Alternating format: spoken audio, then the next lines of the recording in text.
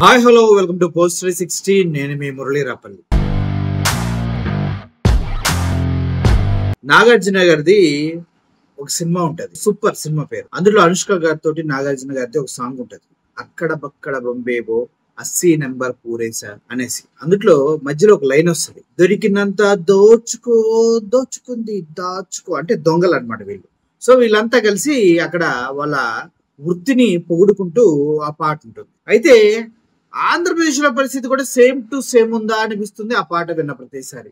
అక్కడే ఇక్కడ ఏంది, ఇక్కడ దొరికితే అక్కడ కుమ్మిపడేవయ్యా, నీ వయసు అయిపోతుంది, నీకు దొరికినంత దోచుకో దోచుకుంది హ్యాపీగా దాచుకో అన్న సంధాన ఆంధ్రప్రదేశ్ ప్రభుత్వ పనితీరు ఉందా అనిపిస్తుంది. ఎందుకంటే ఇప్పటికే రియల్ ఎస్టేట్ అమరావతిలో దారుణంగా పడిపోయింది.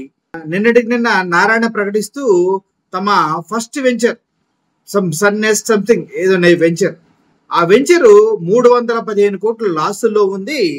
సో దానికి ఇంకొక 1000 కోట్లు అవసరమైతే దాన్ని గవర్నమెంటే భరిస్తుంది. ఏం చేద్దాం, దాన్ని అమ్మింది ఎవరికి? ఎన్ఆర్ఐలకి టీడీపీ పార్టీ తొత్తులు కమ్మింది. మరి వాళ్ళకి లాస్ వస్తే మళ్ళీ గవర్నమెంటే భరిస్తుందంట. ఎందుకు? 315 కోట్లు లాస్ వచ్చిందంట, దాన్ని మరి గవర్నమెంటే భరిస్తుంది. మరి ఎవడమ్మ మొగుడు సొమ్ముతో భరిస్తుంది అనేది ఎవడు అడగట్లా. ఎందుకంటే ఒక్కడ కూడా ఇక్కడ దమ్ము సరిపోతుంది అనమాట పార్టీని అడగడానికి. ఎందుకంటే మన సొమ్ము తీసుకెళ్లి వాడెవడకో దారాదత్తం చేస్తుంటే మనం అసలు అడగను కూడా అడగం, ఎందుకంటే ప్రజల్లో అంత దమ్ము లేదు. నెంబర్ 2, దేశవ్యాప్తంగా అన్ని రాష్ట్రాలు జిఎస్టి ప్లస్ లో ఉంది, అంటే డబ్బులు సంపాదిస్తున్నారు, ఖర్చు పెడుతూ ఉన్నారు. కానీ మన ఆంధ్రప్రదేశ్ -3లో ఉంది. ఆయన దీన్ని ఎవడు అడగడు, దీని గురించి పట్టించుకోడు. ఎందుకంటే ప్రజల యొక్క కొనుగోలు శక్తి తగ్గింది, వాళ్ళ దగ్గర డబ్బులు లేవనే వాస్తవాన్ని జిఎస్టీలు తేట తెల్లం చేస్తాయి, కానీ దాన్ని పట్టించుకోరు. ఓకే, మీ ఇష్టం రా, ఏమేం చేసుకోండి, నాకెందుకు అని నేను అనుకున్నా. ఇప్పుడు రైతుల గురించి పట్టించుకోకుండా ఉండలేకపోతున్నాను. ఎందుకంటే మిర్చి రైతులు రోడ్డెక్కి చాలా రోజులు అవుతుంది, ఇప్పటికే 3 నెలలు దాటిపోయింది. బాబో మద్దతు ధర ఇవ్వండి అంటూ అడుక్కుంటున్నారు రైతులు. మద్దతు ధర లేకపోతే చేసిన అప్పులకి వాళ్ళ ఆత్మహత్యలే చరణం అంటూ మాట్లాడుతూ ఉన్నారు. అయినా ప్రభుత్వం పట్టించుకుందా? పట్టించుకోవట్లా. పొగాకు రైతులు రోడ్డు ఎక్కారు, పట్టించుకుందా? పట్టించుకోవాలా. ఇంకా మొక్కజొన్న అరటి రైతులు అయితే దారుణ సిచ్యువేషన్కి వెళ్ళిపోతే పాపం జగన్మోహన్ రెడ్డి వెళ్ళి 1,64,00,000 వాళ్ళకి నష్టపరిహారంగా చెల్లించాడు. ఎందుకు? రైతులు ఇబ్బంది పడుతూ ఉన్నారు. ఈ విధంగా చూసుకుంటే రాష్ట్ర వ్యాప్తంగా రైతులు చాలా చాలా ఇబ్బంది పడుతూ ఉన్నారు. రోడ్డు మీదకి ట్రాక్టర్లు తీసుకొచ్చి అడ్డుపెట్టి నినాదాలు చేస్తున్నారు మద్దతు ధర ఇవ్వమని. కాబట్టి ఈ వీడియో చూడండి ఒకసారి.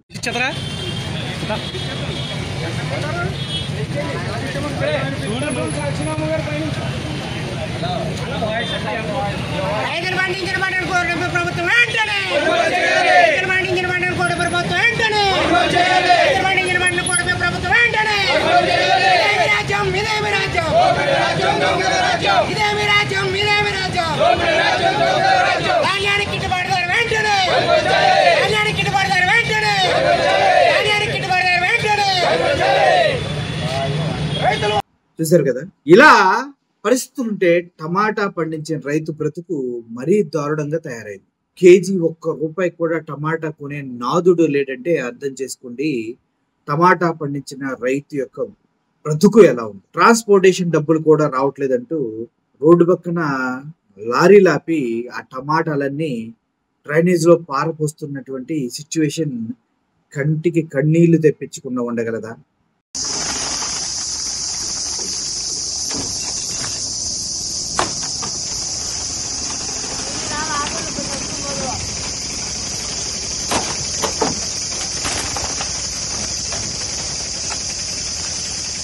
చూడండి ఫ్రెండ్స్, టమాపల్లి రైతులకి ఏం పరిస్థితి వచ్చిందో. మళ్ళీ ఆశయాలనే బెస్ట్ మండి, మదనపల్లి మండి అంటారు.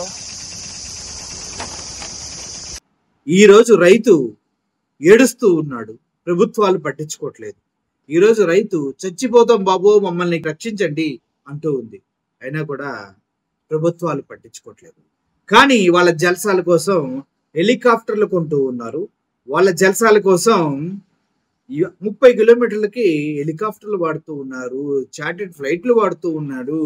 ఎవడో ఒక వీరయ్య చౌదరి అనే వ్యక్తి చనిపోతే ఆయన పరామర్శించడం కోసం ప్రభుత్వ హెలికాప్టర్ వేసుకొని పరామర్శించడానికి వెళ్తారు లోకేష్ గారు. 34 కిలోమీటర్ల డిస్టెన్స్ విజయవాడ నుంచి పక్కనే ఏర్పాటు చేసినటువంటి జనసేన సభకి జన సైనికుడు హెలికాప్టర్ లో వస్తాడు.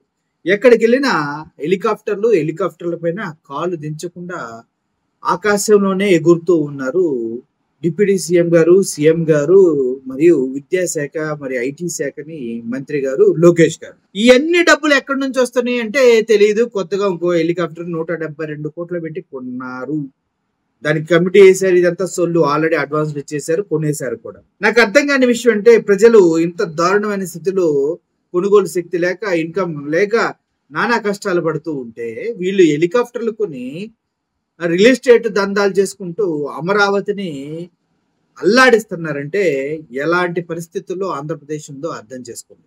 నిన్నటికి నిన్న ఒక కాంగ్రెస్ నాయకుడు చెప్తూ ఉన్నాడు, ఈ భూములు ఎక్కడ అమ్ముతున్నారో మాకు తెలుసు, ఎలా అమ్ముతున్నారో మాకు తెలుసు, దీని వెనక ఎన్ని కుట్రలు చేస్తున్నారు, ఎంత రియల్ ఎస్టేట్ దందా చేస్తున్నారో మాకు తెలుసు అంటూ ఆయన మాట్లాడిన మాటలు ప్రతి ఒక్కరికి చేరాలన్నది నా ఉద్దేశం.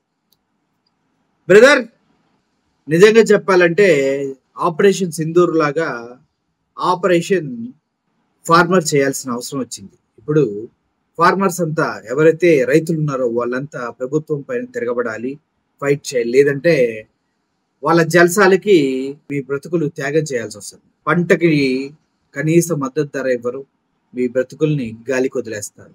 ఇది మన చంద్రబాబు నాయుడు గారి ప్రభుత్వంలో జరుగుతున్నందుకు నాకు చాలా బాధగా ఉంది.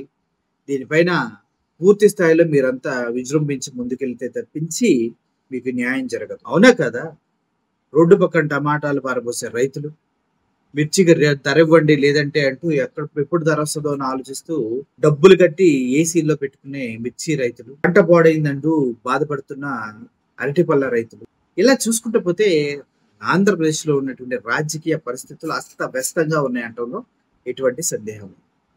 దీనిపైన మీ కామెంట్స్ ని కింద కామెంట్ రూపంలో తెలియచేయండి. వీలైతే నలుగురికి షేర్ చేయండి. Thank you for watching this video. Murali signing off.